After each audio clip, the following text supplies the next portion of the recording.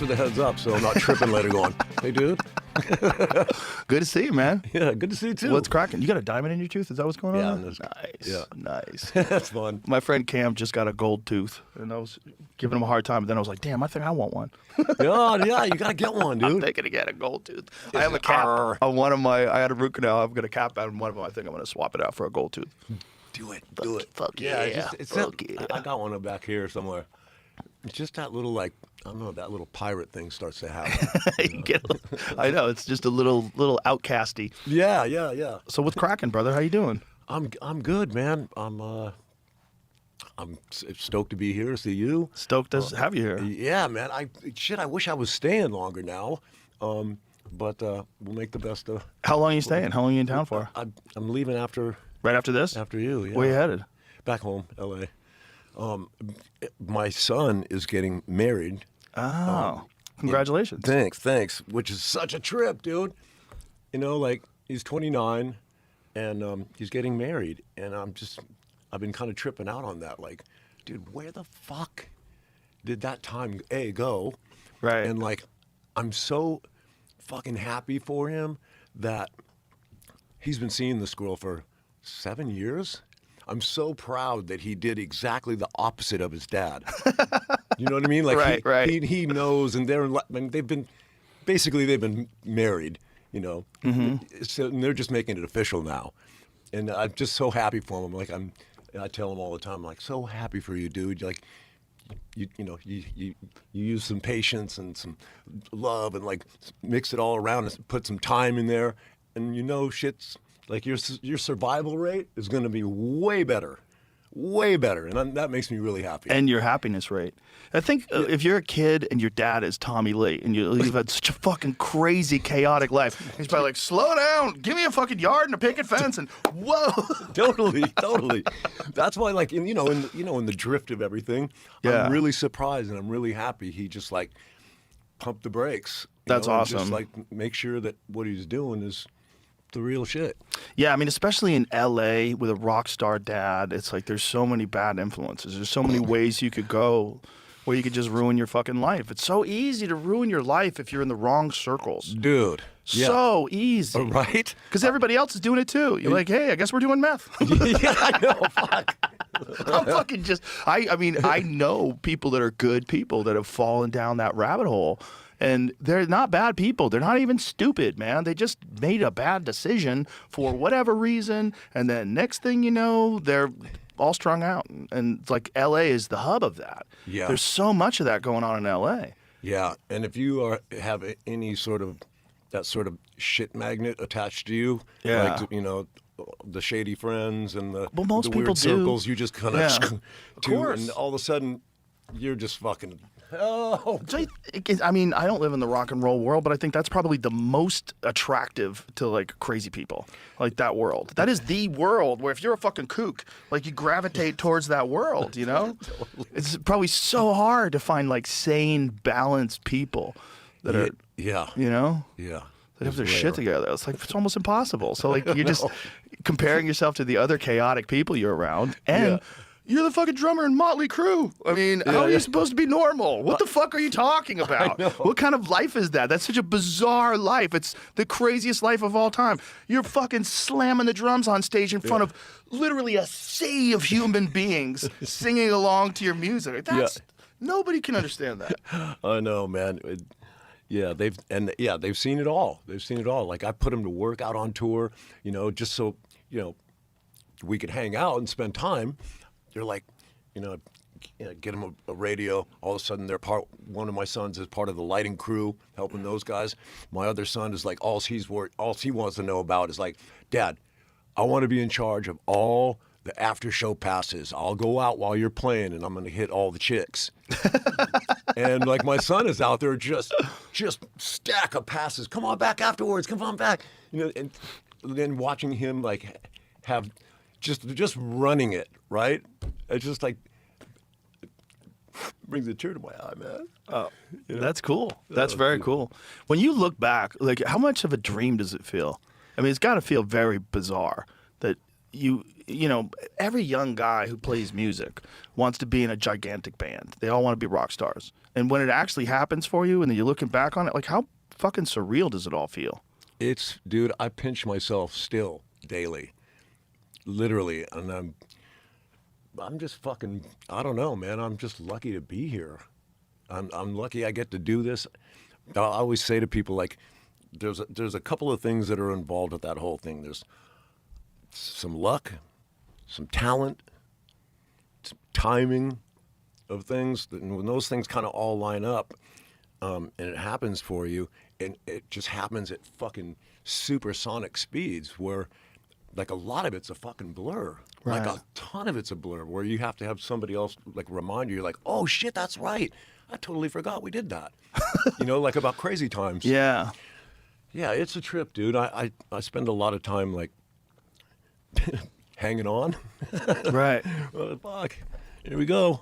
Did you get a chance, like when you were coming up, to talk to any other rock stars? Did anybody give you advice on how to handle things? Like how weird it's going to be? No. I'm trying to think of any sort of a mentor kind of dude on, like, how to survive the shit. Like, no. pull Keith Richards aside and say, hey, man, how about a few tips? How'd you do this? How are you still here? Bro, I saw them at CODA at the Circuit of the Americas a couple years back. Yeah. They were fucking incredible, man. Incredible. Insane. They're like, how old is Keith? Dude, Are they like 80? he's got to be. Mick is like 80? Bro, Yeah. Mick is moving around and dancing and singing. Insane. Insane. Dude, and let me tell you a fun, quick little story here. Mötley Crüe gets to open up for the Rolling Stones. This was on Halloween, I forget what fucking year, or at some stadium, and I think it was Toronto. We got to open for them, and we were so fucking pumped. We're like, dude, are you kidding me? We get to fucking do this? Anyway, we play our show back in the dressing room. After we're done, the Stones tour manager comes into the dressing room and goes, Tommy. I was like, yeah. He goes, Mick and Ronnie and Keith would like to see you. And I was like, rad. I fucking head over there. And, dude, this is 20 minutes before they're to go on. I go into their world, and they bring a bartender around with them. So there's a guy set up just slinging fucking drinks.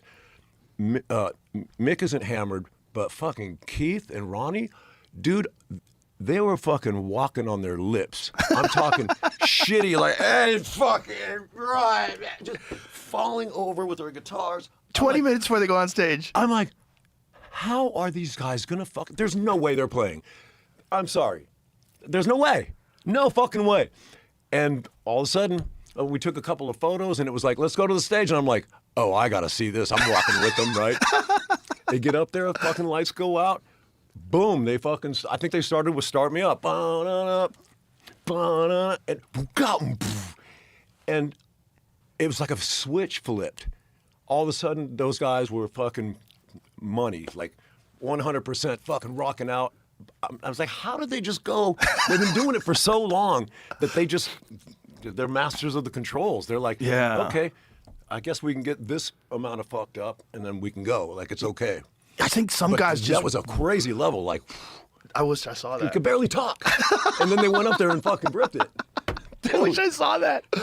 Some guys just want to be fucked up to just feel the experience, to just ride it like a wild bull. Yeah. You know? Just wherever you land, you land. That's where some guys like to do it. I mean, and rock, I don't have to tell you, rock and roll music is the heart of that. That's where it really goes down, where a lot of guys like to get fucked up before they play. Yep. You know? You want to see something fucking inspirational? I'm going to show you something crazy. Always. This is, have you seen Rick Springfield lately? I did just see him, and I was like, whoa, I'm dude. going to send you a video, and it's going to blow you away. This is literally bananas. This is Rick Springfield. Isn't he all He's fucking like 76 years old, okay? 76. 76. 76. And he's singing Jesse's Girl like he just wrote it. This video right here? And he's fucking... Yeah, put the headphones on. Bro. Put the headphones on and back this up from the beginning. Oh. Whoa. Well, I just sent it to you on Instagram. He's I ripped. just can't get the Click on the other link then, the one that I sent you on Instagram. Because you can't, first of all, he looks fucking incredible. Like he's working out every day or something. I mean, I don't even understand it. He looks like a 30-year-old guy. Yeah. And he's singing the song like he just wrote it. Bro, 76. You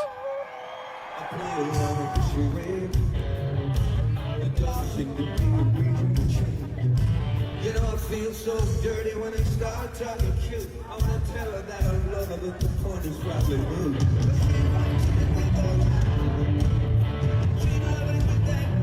Yeah, dude. That's crazy. Fuck.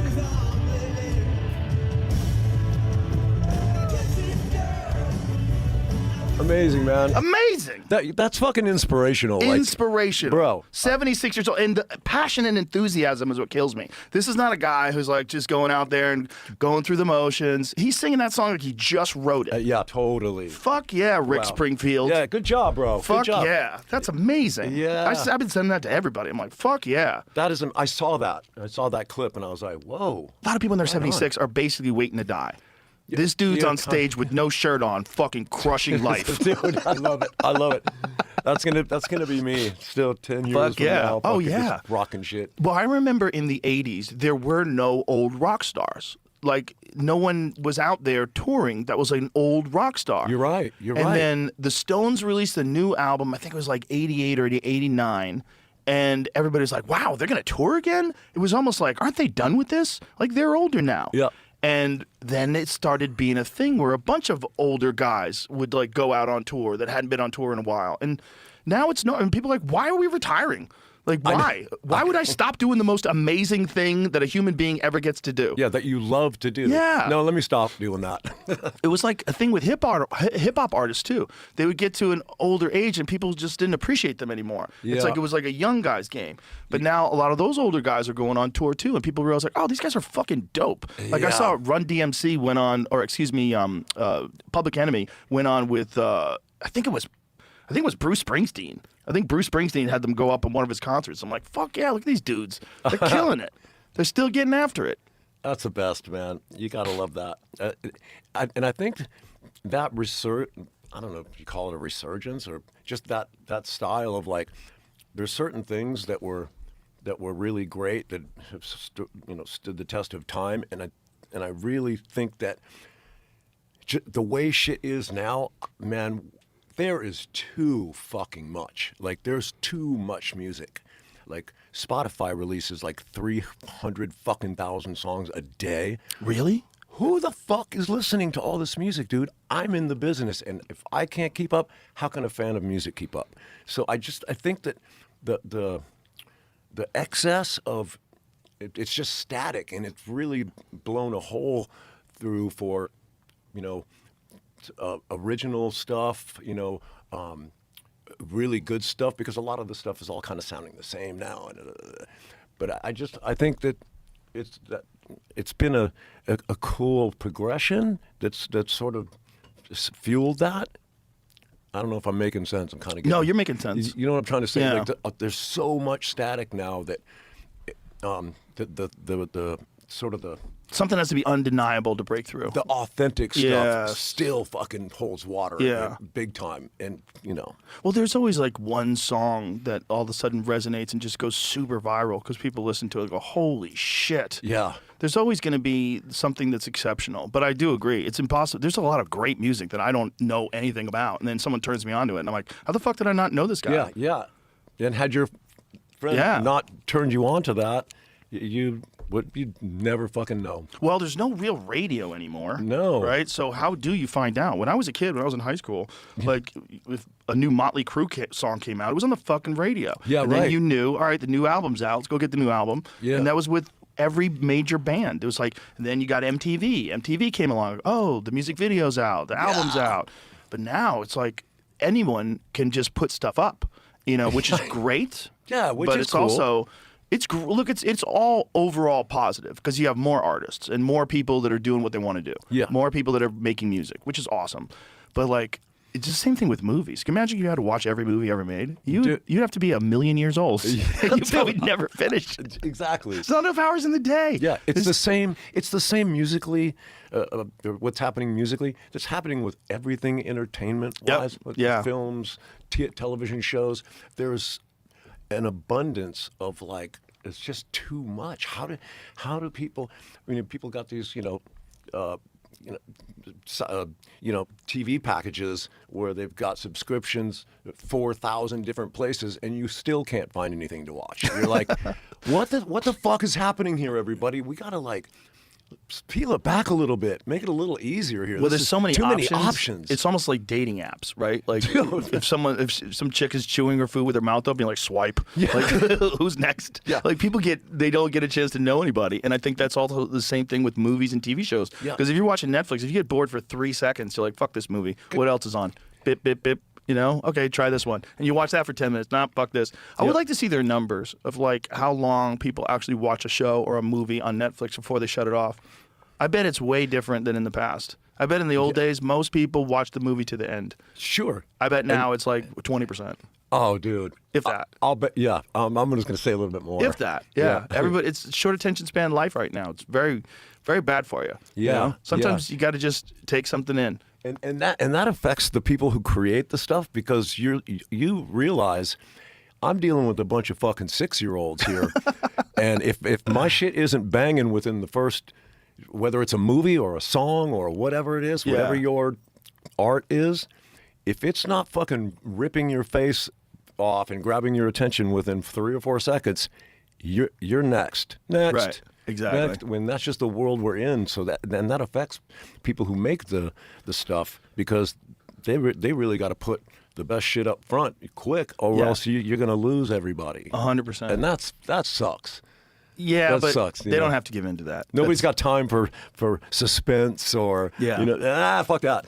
This summer, the Cup is taking over the U.S., and only DraftKings has you covered every step of the way. Follow every group stage upset, every knockout round thriller, every stoppage time moment that flips the whole tournament. Sweat all the big matches you love in real time with a seamless experience built for the world's biggest stage. No matter where you're watching, you're always connected and in the game with one app. New DraftKings customers sign up with code ROGAN, spend $5 to get $200 in rewards within 21 days. That's code ROGAN in partnership with DraftKings. The crown is yours. Bet with DK Sportsbook. Gambling problem? Call 1-800-GAMBLER. 1-800-MY-RESET. New York, call 877-8-HOPE-NY or text HOPE-NY. Connecticut, call 888-789-7777 or visit ccpg.org. On behalf of Boot Hill Casino in Kansas. Bet text pass-through may apply in Illinois. 21 and over. Void in Ontario. Event contract trading with DraftKings predictions involves risk of loss. Sportsbook bonus bets expire in 7 days. $50 in predictions dollars issued weekly for 3 weeks, expire in 1 year. Redeem one non-withdrawable reward. Availability varies. Predictions offer void in New York. Ends June 28. Terms at dkng.co/audio.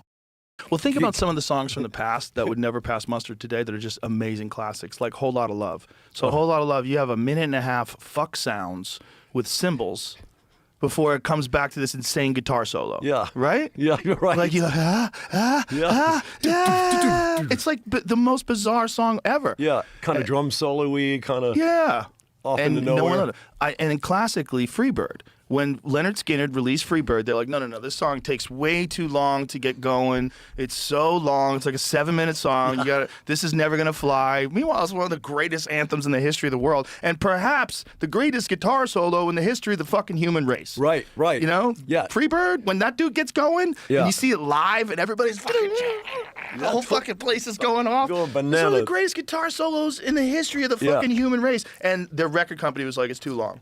Yeah. People don't have any attention span for this, guys. God, even back then, people were fucking hating. Well, it's always the people that are the money people. Yeah. Because all they give a fuck about is money. And you're in the creative side of it, and the money people are just pimping out the creative side of it, and they're just trying to get you to suck as many dicks as they can because they want to buy a Rolls Royce. So, like, come on, suck that dick. Let's go. Let's go. And they don't give a fuck about you or your reputation, because then they got fucking Nickelback over here and this guy over there, and there's always a new band they can push and pimp. Yeah. And so they just want to make the maximum amount of money possible. So they always have shitty advice, because their advice is based on making money. Yeah. And for that reason, when we were on Electro Records, they were never allowed in the studio. No one from the label was That's ever. awesome. We allowed them once, and he came in and started making changes or suggesting edits and stuff. We're like, out. Yeah. You'll get it when it's done here. Oh, God. So gross. Yeah, dude. And here's some guy making those kind of calls who has not a musician, has no idea about what key the fucking song's in. All he knows is it's too long. Yeah. And we got to get to it quicker. Well, it's these people that have ego for no real reason. They're just they're just involved with other great creative people, and that's what they sell. That's their business, is to sell stuff that's awesome. Yeah. And somehow or another, they think it makes them awesome.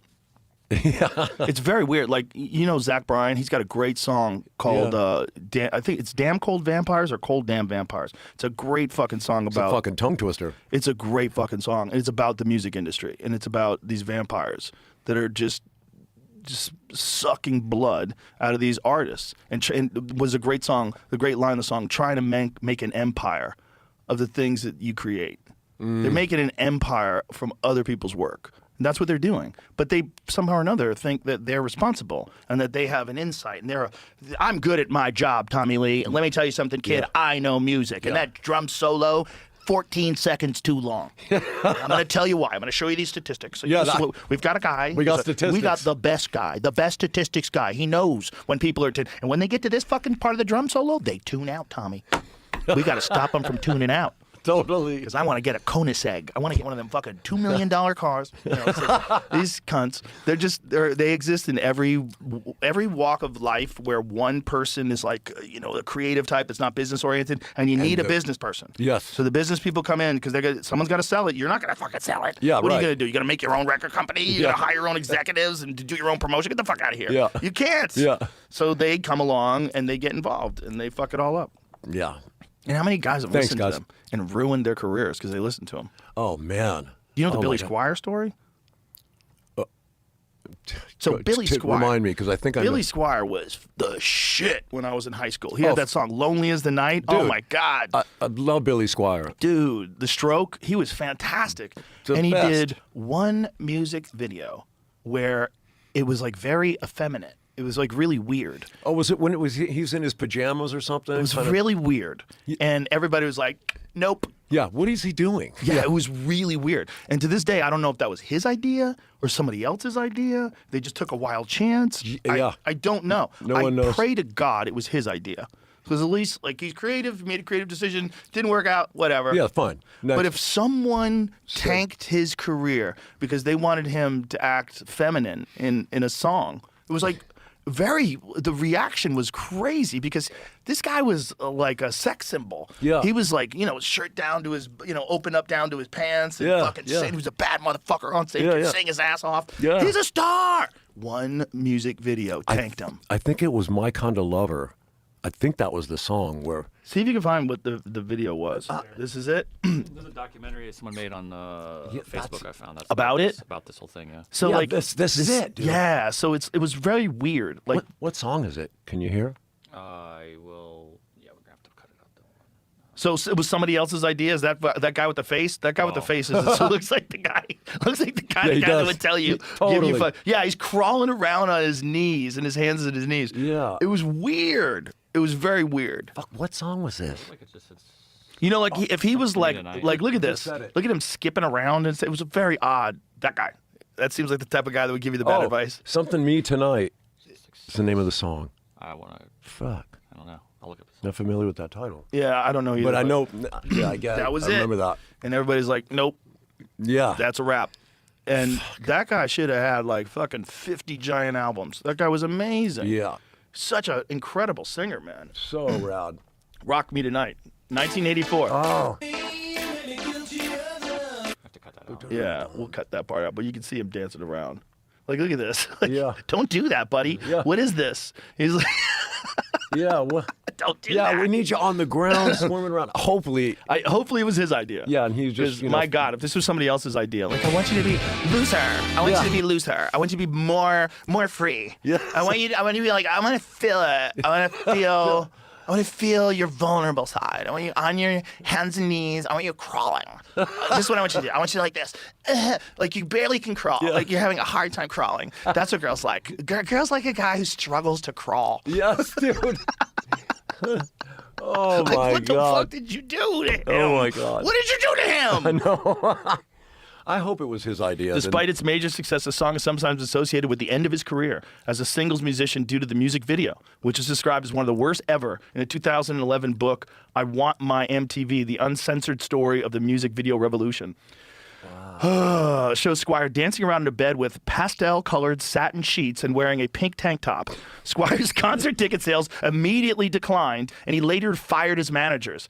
He has accused Ortega of deceiving him and altering his original concept, which Ortega denies, while Squire remains steadfast that the video was solely responsible for the initial decline of his popularity. Other commentators are less certain. Well, I'm pretty certain. I remember it. I remember kids in high school going, "What the fuck, bro? Yeah. What the fuck is Billy Squire doing, bro?" That's just gay, bro. Because Billy Squire was the man. I mean, Yeah. he could have been another John Mellencamp. He could have gone on forever.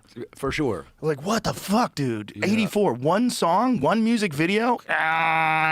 Insane. That is really crazy if you think about it. Yeah, I it's didn't think nuts. about that. Wow. It's nuts. Well, that's the craziest thing about, we think about like the success of Mötley Crüe and bands like from your era. The fact that you guys endured for so long, like still to this day. Bro, if I'm working out in the gym and Kickstart My Heart comes on, I swear to God, I get stronger. You know? Fuck yeah! Like you get pumped, man. That song's a drug. Yeah, that one, man, I can't tell you how fun, how rewarding that is to like sit back and like, I don't know, the Super Bowl's on and the fucking kickoff. You Oh, go, "Bwah, bwah." Dude, we got to cut it out, but I want to hear it. Throw Kickstart My Heart on. We'll cut it. We have to cut it out for YouTube, otherwise we'll get docked with the fucking money people come involved. Meanwhile, we're just promoting music. God damn it, with Tommy Lee, you motherfuckers. Yeah, right? But this fucking here. This fucking song. Oh, is this live? Don't give me the live one. Give me the actual one. Bro, that was one of the most American songs that's ever been made. Ever. That song is fuel. Yeah, you know? it is. That song is fucking fuel. If you were running in a race and you're thinking about quitting and that song comes on your headphones, you're like, let's fucking go.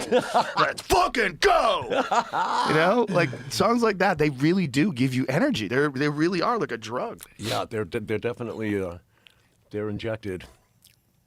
Yeah, like changes your state, you know? I love that one. Isn't that fucking wild, the power that music has? Like the right kind of song. You know, everybody's different, but there's nothing better than like I get fucking goosebumps, bro. If something comes along that just and it gets inside you. Yeah. It's fucking infectious, and all of a sudden you're like, dude, it's taking over my whole body. I'm fucking tingling. Yeah. Like, hair standing up. And you're like, what is that? Yeah. What the fuck is that? Like, I want to fucking bottle that up and try to recreate whatever that is. Yeah, it's just an encapsulation of emotion with sound frequencies that just changes your physical state. It does something to you that's like, it's one of the most amazing creations that human beings have ever done. One of the most amazing accomplishments that human beings have ever done is to just make incredible music. Because it's one of the things that it affects us in a way that like nothing else. And you can hear them over and over and over and over again. Like a great joke is awesome the first time, but after you hear it the second time, it loses a little of its power. The third time, it gets a little boring. A great song, I could listen to that. Sometimes when I'm working out, I just put something on repeat. I'm like, oh, I just want to hear this one song over and over and over again. Wear the fucker out. Wear that fucker out. I don't care. It's so good. I don't give a fuck. I just want to feel. Let's fucking go. And every time it comes back on, fuck yeah, and we're back. You know, it's like it changes the frequency of your actual soul. Yes. Like your body gets moved by it. You feel different. I want to ask you a question because you're into all this fucking crazy shit. I saw somewhere recently, and this just goes along with that feeling, that euphoric feeling you get when the right notes or frequencies hit you. I saw that through sound, certain frequencies, like some dude in China, some doctor in China, or is it Japan, is this close to healing fucking cancer through sound, through frequency. Really? Have you I haven't seen that. Seen any of this? I haven't seen it, but I wouldn't be surprised. I wouldn't either because, it just fascinates me because there is those frequencies out there that you know about them, 432 hertz. You heard about that stuff? Mm-hmm. Explain to people so that. Well, it's just there's some weird what do you call it? Conspiracy theories about originally our music, like Bach, Beethoven, back in those days, was tuned to 432 hertz. And this is the conspiracy bullshit part about it. At some point, people say Hitler changed the tuning, the pitch of music, and now everything was raised to 440 instead of 432. yeah, instead of 432. Now it's at 440. It's up, and the frequency is more aggressive, and it was said that it was done to give the soldiers more fucking angst, and you crank this music. Well, they were also given a meth. Excuse me. They were also given the meth. Between meth and Kickstart My Heart, fucking it's over. Imagine if the Nazis had Kickstart My Heart. Would have been a real problem. Dude, no. Kickstart My Heart in German? Yeah. Oh, my Lord. Yeah, that would have been a real problem. Yeah. I'm just curious because I know that you're into that kind of stuff. If any sound therapy or healing through frequencies, if you've heard any of that Well, stuff. I know people do sound baths. Yes, where sure. they'll do these meditation experiments where they lie on their back and they have someone like that is making sounds. Yep. And there's something to it. But just think about like what we were saying with Kickstart My Heart. Like when you hear a great song, it changes the way you feel. Yes. It changes your feeling. It gives you more energy. It really does. So obviously, sound has a profound effect on the human body.